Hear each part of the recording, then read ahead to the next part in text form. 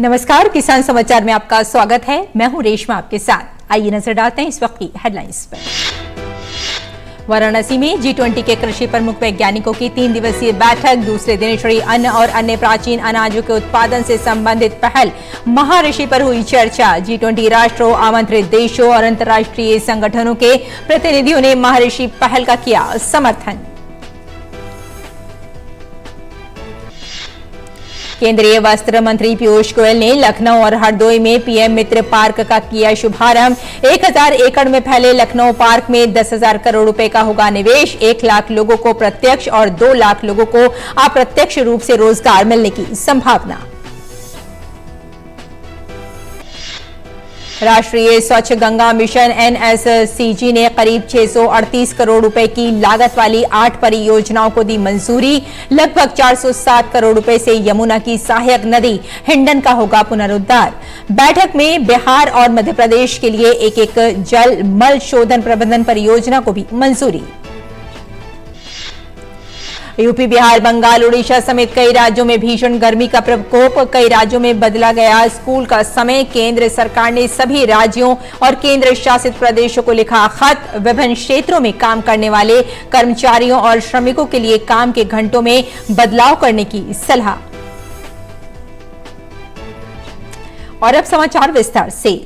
वाराणसी में दूसरे दिन G20 के सदस्य देशों और अंतर्राष्ट्रीय संगठनों ने मोटे अनाज के अनुसंधान के लिए महर्षि पहल के भारत के प्रस्ताव का समर्थन किया और किसानों को कृषि विज्ञान केंद्रों के माध्यम से विस्तृत सेवा के लिए सहयोग देने में रुचि दिखाई।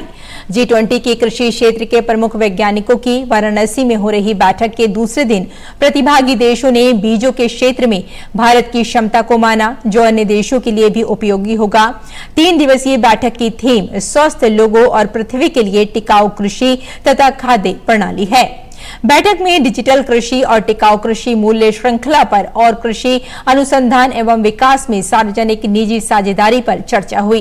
बैठक में एक सत्र मोटा अनाज और अन्य प्राचीन खाद्यान्न अंतर्राष्ट्रीय अनुसंधान पहल महर्षि पर विचार विमर्श के लिए आयोजित किया गया। इसके अंतर्गत भारत और फ्रांस के बीच द्विपक्षीय बैठक में जलवायु परिवर्तन, मिट्टी और जल संरक्षण, प्राकृतिक खेती के क्षेत्रों में सहयोग के लिए रुचि दिखाई गई।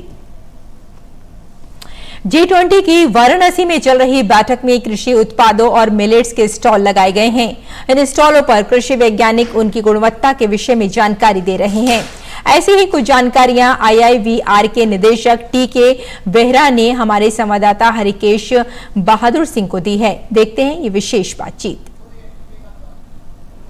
G20 की इस बैठक में काशी में खास तौर से स्टॉल लगाया है ICAR ने, जिसमें मिलेट्स जो कि महर्षि योजना का प्रस्ताव रखा गया है, मिलेट्स का ये स्टॉल है जिसमें कि जो मिलेट्स हैं भारत के, उनके बारे में दिखाया जा रहा है, बताया जा रहा है। जो G20 देशों के कृषि वैज्ञानिक आए हैं वो देख सकें, समझ सकें। उसके अलावा जो वाराणसी खास तौर से जाना जा रहा है इस समय सब्जियों के लिए, आज के डेट में जो वाराणसी की सब्जियां हैं, और यहाँ पे एक विश्व प्रसिद्ध आप कह सकते हैं एक इंस्टीट्यूट है IIVR, वो सब्जियों के बारे में यहाँ के किसानों को काफी जागरूक कर रहा है, जानकारी दे रहा है।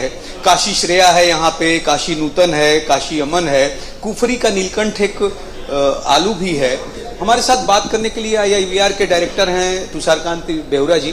बेहुरा जी, ये जो G20 की बैठक है, इसमें अपनी सब्जियों को आप कैसे रिप्रेजेंट कर रहे हैं? क्या खूबियां हैं जो आप बता रहे हैं? देखिए, जो सब्जी की जो बात करते हैं, हमारे जो आज G20 का यहाँ पे हो रहा है कार्यक्रम, इसमें हमारे पूरे हॉर्टिकल्चर डिविजन्स में जो है उसमें फल, सब्जी, फूल ये सब की लगा हुआ है। उसके साथ साथ स्पाइसेस, मेडिसिनल प्लांट्स, सबकी एक स्टॉल अच्छा से हमने बनाया है।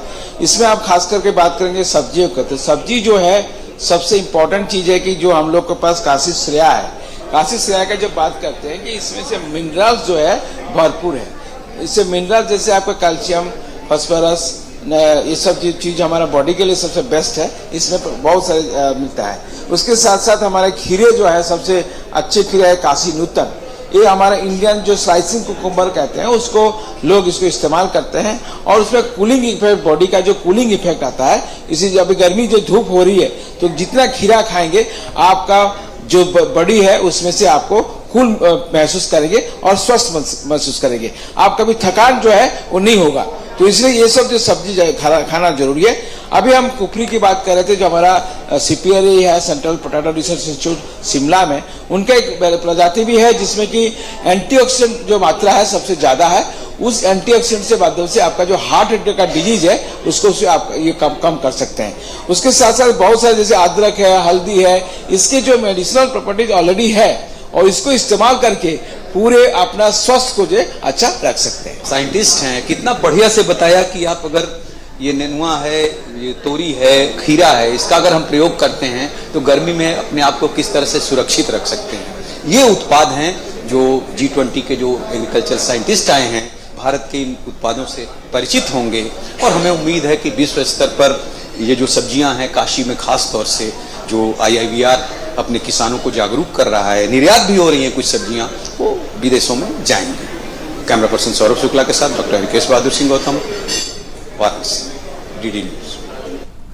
और केंद्रीय वस्त्र मंत्री पीयूष गोयल ने कहा है कि लखनऊ और हरदोई में PM मित्र पार्क से उत्तर प्रदेश की कुशल जनशक्ति के लिए रोजगार के अवसर प्राप्त होंगे। गोयल ने मंगलवार को लखनऊ में PM mega integrated textile sector and apparel के अंतर्गत लखनऊ और हरदोई जिलों में 1000 एकड़ में एकीकृत वस्त्र पार्क का शुभारंभ करने और समझौता ज्ञापन पर हस्ताक्षर करने वाले कार्यक्रम के दौरान ये बातें कही। गोयल ने उत्तर प्रदेश सरकार द्वारा कोविड महामारी के दौरान वापस लौटे प्रवासी मजदूरों को प्रदान किए गए अवसरों के बारे में बात करते हुए कहा कि योगी सरकार ने राज्य में लोगों को आजीविका प्रदान करने की सभी कोशिशें की, जो कि PM मित्र पार्क के सपने को आगे बढ़ाने में सहायता प्रदान करेंगी। उन्होंने कहा कि उत्तर प्रदेश की कुशल जनशक्ति कोयम्बटूर और देश की अन्य जगहों पर विभिन्न वस्त्र उद्योगों का आधार है। गोयल ने कहा कि उत्तर प्रदेश ने प्रधानमंत्री के स्पीड, स्किल और स्केल के दृष्टिकोण का अनुसरण किया है। इसमें परियोजनाओं की निगरानी की जाती है, शासन की पारदर्शी व्यवस्था होती है, वर्तमान में चल रहे कार्यों का अवलोकन किया जाता है। अधिकारी और नेता कार्य पूरा करने की समय सीमा के प्रति जवाबदेह होते हैं। इन सभी कारणों ने उत्तर प्रदेश के लिए $1 ट्रिलियन वाली अर्थव्यवस्था बनाने के सपने को जन्म दिया है। PM मित्र पार्क लखनऊ का कुल क्षेत्रफल 1000 एकड़ होगा, जिसमें 10,000 करोड़ रुपए का निवेश होने की संभावना है और इससे 1 लाख लोगों को प्रत्यक्ष और 2 लाख लोगों को अप्रत्यक्ष रूप से रोजगार प्राप्त होने की उम्मीद है। और राष्ट्रीय स्वच्छ गंगा मिशन NMCG ने करीब 638 करोड़ रुपए की लागत वाली 8 परियोजनाओं को मंजूरी दी है। NMCG के महानिदेशक G अशोक कुमार की अध्यक्षता में हुई कार्य समिति की बैठक में परियोजनाओं को स्वीकृति दी गई। इनमें से लगभग 407 करोड़ रुपए की लागत वाली 4 परियोजनाएं शामली जिले में प्रदूषण रोकथाम के लिए है, जिसका उद्देश्य यमुना की सहायक नदी हिंडन की सफाई करना है। जल शक्ति मंत्रालय ने एक बयान में कहा है कि ये परियोजनाएं समग्र हिंडन पुनरुद्धार योजना का हिस्सा हैं। उत्तर प्रदेश के प्रयागराज में 2025 में लगने वाले महाकुंभ की तैयारियों के तहत 7 घाटों के विकास की एक परियोजना को भी मंजूरी दी गई है। इनमें दशाश्वमेध घाट और किला घाट, ज्ञान गंगा आश्रम घाट और सरस्वती घाट शामिल हैं। इन घाटों पर स्नान और पेयजल समेत विभिन्न सुविधाएं होंगी। NMCG ने बैठक में बिहार और मध्य प्रदेश के लिए एक जल मल शोधन प्रबंधन परियोजना को भी मंजूरी दी है। बिहार में इस परियोजनाओं से गंगा की सहायक नदी किउल नदी में प्रदूषित जल के प्रभाव को रोका जा सकेगा।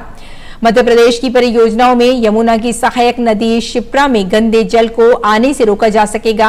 उत्तराखंड के हरिद्वार में घाट विकास के लिए भी एक परियोजना स्वीकृत की गई है, जिसमें अखंड परमधाम घाट का निर्माण 2 करोड़ रुपए से अधिक लागत से किया जाएगा।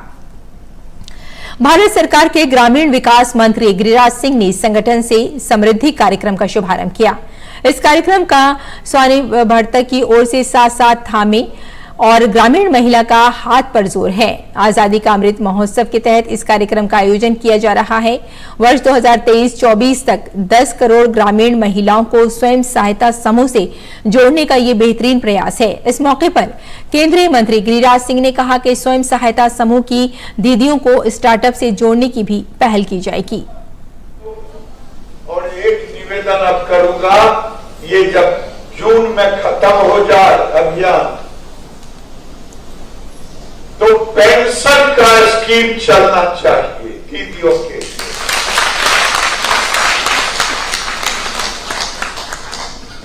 लाखपति दीदी, पेंशन युक्त दीदी, इनोवेटिव इनकम स्टार्टअप दीदी में भी अब हम चालू करेंगे। यूपी, बिहार, बंगाल, ओडिशा समेत कई राज्यों में भीषण गर्मी का प्रकोप शुरू हो गया है। लोग पारे की तपिश से परेशान हैं। इस बीच केंद्र सरकार ने सभी राज्यों और केंद्र शासित प्रदेशों को खत लिखा है। सरकार ने विभिन्न क्षेत्रों में काम करने वाले कर्मचारियों और श्रमिकों के लिए काम के घंटों में बदलाव करने की सलाह दी है।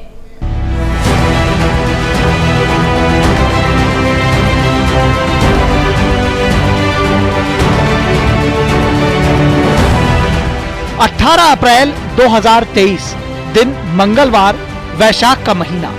ये तारीख इसलिए भी दर्ज की जानी चाहिए क्योंकि देश के अधिकतर हिस्सों में पारा 40 डिग्री सेल्सियस से ऊपर दर्ज किया गया है। अमूमन ये स्थिति मई के मध्य में होती थी, लेकिन अप्रैल का महीना पूरी तरह से तप रहा है और लू के प्रकोप से कई लोग पीड़ित हैं। मौसम विभाग भी आने वाले दिनों में गर्म हवाओं के प्रकोप की संभावना व्यक्त कर रहा है।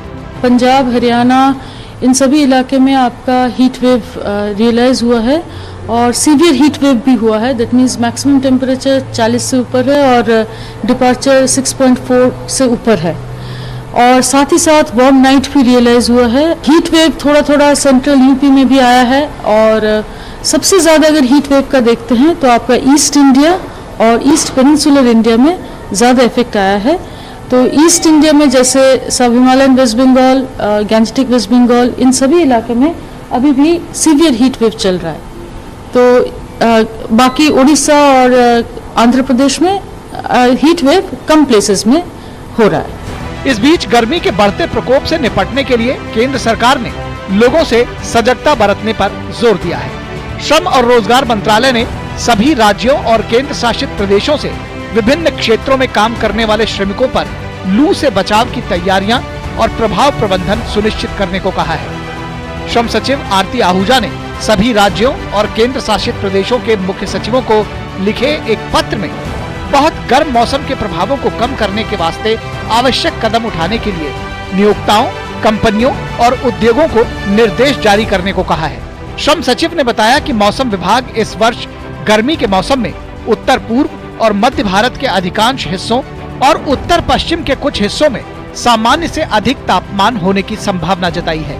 पत्र में बचाव के लिए कर्मचारियों और श्रमिकों के लिए काम के घंटों का पुनर्निर्धारण, कार्यस्थलों पर पर्याप्त पेयजल सुविधाएं सुनिश्चित करना, आपातकालीन आइस पैक के लिए प्रावधान करना और निर्माण श्रमिकों के लिए गर्मी की बीमारी की रोकथाम और समन्वय करने के निर्देश दिए गए हैं। स्वास्थ्य विभाग के साथ श्रमिकों की नियमित स्वास्थ्य जांच सुनिश्चित करने को भी कहा गया है।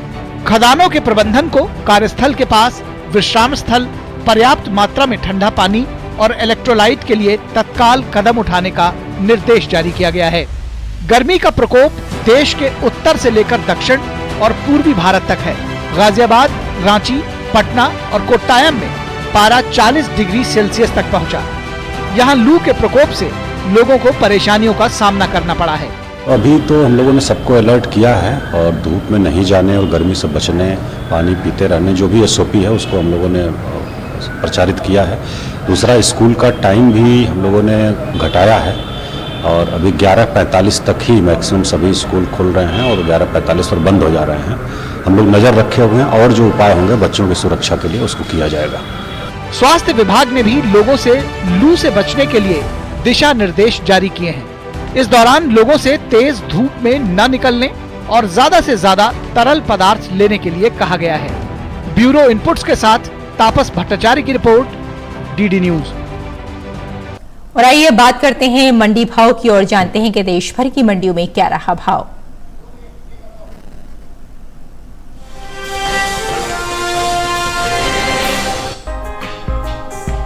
इन दिनों कृषि उपज मंडियों में चने की आवक सामान्य बनी हुई है। मंगलवार को उत्तर प्रदेश और राजस्थान की मंडियों में चने की आवक अधिक देखने को मिली। भाव की बात करें तो 18 अप्रैल को राजकोट, कोटा और सूरतगढ़ मंडी में चने के सौदे नरमी के साथ हुए, जबकि लालसोट मंडी में इस दौरान चने के भाव में कोई बदलाव देखने को नहीं मिला। एग्वाक नेट के मुताबिक गुजरात की राजकोट मंडी में 17 अप्रैल को देसी चने का भाव रहा 4,825 रूपए। 18 अप्रैल को इसके भाव में 25 रूपए की गिरावट आई तो भाव हो गया 4,800 रूपए। जबकि राजस्थान की कोटा मंडी में इस दौरान चने के सौदों में नरमी के साथ कारोबार हुआ। यहाँ 17 अप्रैल को चने का भाव था 4,500 रूपए। 18 अप्रैल को इसके सौदे 100 रूपए टूट कर 4,400 रूपए पर हुए। हालांकि राज्य की ही लालसोट मंडी में बीते 2 दिनों के दौरान चने के भाव स्थिर रहे। यहाँ 17 और 18 अप्रैल को चना 4,550 रूपए पर बिका। वहीं सूरतगढ़ मंडी में 17 अप्रैल को चने का भाव था 4,631 रूपए। 18 अप्रैल को इसके सौदे 56 रूपए लुढ़क कर 4,575 रूपए पर हुए। उत्तर प्रदेश की मंडियों में चने के भाव की बात करें तो मंगलवार को इटावा मंडी में देसी चने का भाव रहा 5,440 रूपए। बरेली मंडी में भाव रहा 5,775 रूपए। अलीगढ़ मंडी में चना 5,500 रूपए पर बिका। जबकि राज्य की ही गाजीपुर मंडी में इस दौरान चने के सौदे 5,620 रूपए पर हुए। घरेलू स्तर पर इस साल कुल दलहन की रिकॉर्ड पैदावार होने का अनुमान जताया गया है। कृषि मंत्रालय के दूसरे अग्रिम अनुमान के मुताबिक देश में साल 2022-23 के दौरान कुल दलहन की पैदावार 278,10,000 टन होने की उम्मीद है, जो पिछले साल के 273,02,000 टन उत्पादन की तुलना में 5,08,000 टन और बीते 5 वर्षों के औसत दलहन उत्पादन की तुलना में 31,54,000 टन अधिक है। वहीं बात चने की पैदावार की करें तो घरेलू स्तर पर चने की पैदावार रिकॉर्ड स्तर पर पहुंच गई है। साल 2022-23 के दौरान देश में चने की उपज 136,13,000 टन होने का अनुमान जताया गया है।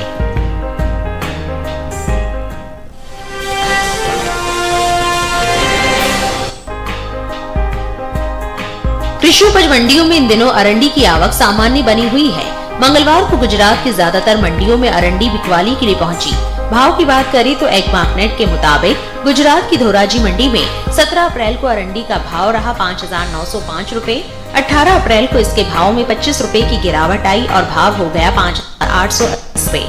राज्य की ही राजकोट मंडी में इस दौरान अरंडी के सौदों में नरमी के साथ कारोबार हुआ। यहाँ 17 अप्रैल को अरंडी का भाव था 5,955 रूपए। 18 अप्रैल को इसके सौदे 80 रूपए टूट कर 5,875 रूपए पर हुए। देहगांव मंडी में 17 अप्रैल को अरंडी का भाव था 5,997 रूपए। 18 अप्रैल को इसके भाव में 22 रूपए की नरमी आई और भाव 5,975 रूपए पर आ गया। गुजरात की दूसरी मंडियों में अरंडी के भाव की बात करें तो मंगलवार को जम्मूसर मंडी में अरंडी का भाव रहा 5,600 रूपए। रापर मंडी में भाव रहा 5,905 रूपए। कालोल मंडी में अरंडी 6,025 रूपए पर बिकी। जबकि वांकानेर मंडी में इस दौरान अरंडी के सौदे 5,700 रूपए पर हुए। ये साल तिलहनी फसलों की पैदावार के लिए अच्छा साबित हुआ है। मौसम की अनुकूलता का असर तिलहन की पैदावार पर देखने को मिला है। इस साल कुल तिलहन की उपज का रिकॉर्ड टूटने जा रहा है। कृषि मंत्रालय की ओर से जारी दूसरे अग्रिम अनुमान के मुताबिक देश में घरेलू स्तर पर कुल तिलहन की पैदावार रिकॉर्ड स्तर पर पहुंच गई है। साल 2022-23 के दौरान कुल तिलहन की पैदावार 400,01,000 टन होने का अनुमान है, जो पिछले वर्ष के तिलहन उत्पादन की तुलना में 20,38,000 टन अधिक है। जबकि बीते साल इस दौरान कुल तिलहन की उपज 379,63,000 टन रही थी। वहीं बात अरंडी की करें तो इस साल देश में अरंडी की पैदावार में कमी देखने को मिल सकती है। कृषि मंत्रालय के मुताबिक साल 2022-23 के लिए जारी पहले अग्रिम अनुमान के मुताबिक 15,08,000 टन अरंडी पैदा होने का अनुमान है, जो पिछले सीजन की पैदावार 16,11,000 टन से 1,03,000 टन कम है।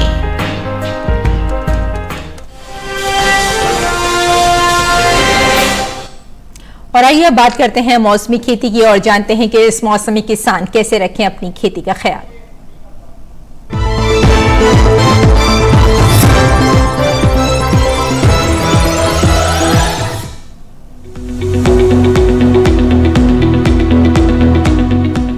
दक्षिणी गुजरात में इस समय मौसम को देखते हुए किसान गन्ने के खेतों में 15 से 17 दिनों के अंतराल पर सिंचाई करे या पानी बचाने के लिए ड्रिप सिंचाई पद्धति को अपनाकर 2 क्यारियों के बीच में मल्चिंग करे। दक्षिणी गुजरात में ही धान के खेतों में 2 से 3 सेंटीमीटर जल स्तर बनाए रखे। इसके साथ ही धान, मूंग और उड़द के खेतों में हाथों से निराई करे। यही समय किसान दलहनी फसलों की अच्छी पैदावार के लिए बुआई के 15 से 20 दिनों के बाद खाली जगहों को भरने का काम करे। इसके अलावा 45 दिनों की हो चुकी दलहनी फसलों में निराई और जरूरत के अनुसार सिंचाई करें। दक्षिणी गुजरात में ही ये मौसम भिंडी, ग्वारफली और लोबिया की बुआई के लिए अनुकूल है। यही समय तैयार परवल और कुंदरू की तुड़ाई करते रहे। इसके साथ ही यहाँ जल्द से जल्द अरहर की कटाई कर ले। मध्य गुजरात की बात करें तो यहाँ केले के बागों में मौसम और मिट्टी को ध्यान में रखते हुए सिंचाई करे। इसके साथ ही किसान केले के सूखे पत्तों को हटाए और बागों के बाहर उसे जला दे। इसके साथ ही यहाँ बैंगन, टमाटर, मिर्च, बाजरा, भिंडी, लोबिया, मूंग और तिल के खेतों में सिंचाई करें। इसके साथ ही खेतों से खरपतवार हटाए। मध्य गुजरात में ही इस समय धान के खेतों में 5 से 7 सेंटीमीटर जल स्तर बनाए रखे। यही तैयार गेहूं, मक्का और अरहर की कटाई कर ले। इसके साथ ही यहाँ कपास की चुनाई करें। उत्तरी गुजरात के किसान इस समय मूंगफली, मूंग, लोबिया और बाजरा के खेतों से खरपतवार बाहर निकाले। इसके साथ ही यहाँ फलों के छोटे पौधों को तेज धूप से बचाने के लिए तनों को सफेद रंग से रंगे और उसके चारों ओर मिट्टी चढ़ाए। उत्तरी गुजरात में ही इस समय तैयार पपीते की तुड़ाई करते रहे।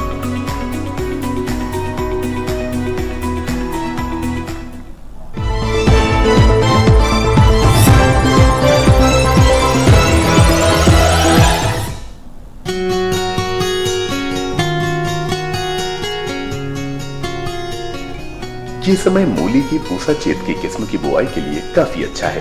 मूली की पूसा चेत की बुआई मध्य अप्रैल से अगस्त तक की जा सकती है। खास बात यह है कि ये किस्म पूरे भारत में किसी भी जगह लगाई जा सकती है। 1 हेक्टेयर में बिजाई करने पर इसकी 250 क्विंटल तक उपज ली जा सकती है। पूसा चेत की नरम और खाने में कम तीखी होती है। इसकी लंबाई 15 से 22 सेंटीमीटर होती है। इसकी जड़ें लंबी और मोटी होती हैं। पत्तियां थोड़ी कटी हुई और गहरी हरे रंग की होती हैं। मूली की पूसा चेत की किस्म बुआई के 40 से 45 दिनों में तैयार हो जाती है। किसान बुआई से पहले खेतों को जोतकर एकदम समतल कर लें। साथ ही खेत में से खरपतवार को भी पूरी तरह से निकाल लें। बुआई के लिए 9 से 12 किलो बीज 1 हेक्टेयर के लिए काफी रहेंगे। बुआई करते समय पंक्ति से पंक्ति की दूरी 30 सेंटीमीटर और पौध से पौध की दूरी 10 सेंटीमीटर रखें। बुआई के बाद 6 से 7 दिन के अंतराल पर फसल में सिंचाई करते रहें। मूली में चेंपा होने का खतरा बना रहता है। इससे बचाव के लिए उचित दवाओं का छिड़काव किया जा सकता है, लेकिन दवाओं का इस्तेमाल सिर्फ आखिरी विकल्प के रूप में करें। दवाओं के छिड़काव से पहले फसल पर नीम के घोल या नीम के तेल का छिड़काव करें। अगर इससे कोई फर्क नजर न आए तभी दवाओं का इस्तेमाल करें। ध्यान रखें कि विशेषज्ञों की सलाह से ही दवाओं का छिड़काव करें।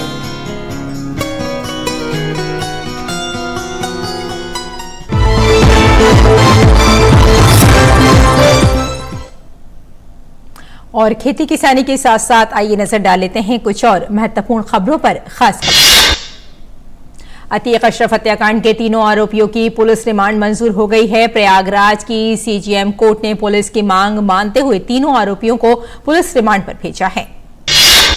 प्रवर्तन निदेशालय ने INS मीडिया धन शोधन मामले में कांग्रेस सांसद कीर्ति चिदम्बरम और अन्य की 11 करोड़ रुपए से अधिक की संपत्ति कुर्क की है। ये कार्रवाई धन शोधन निवारण अधिनियम के तहत की गई है।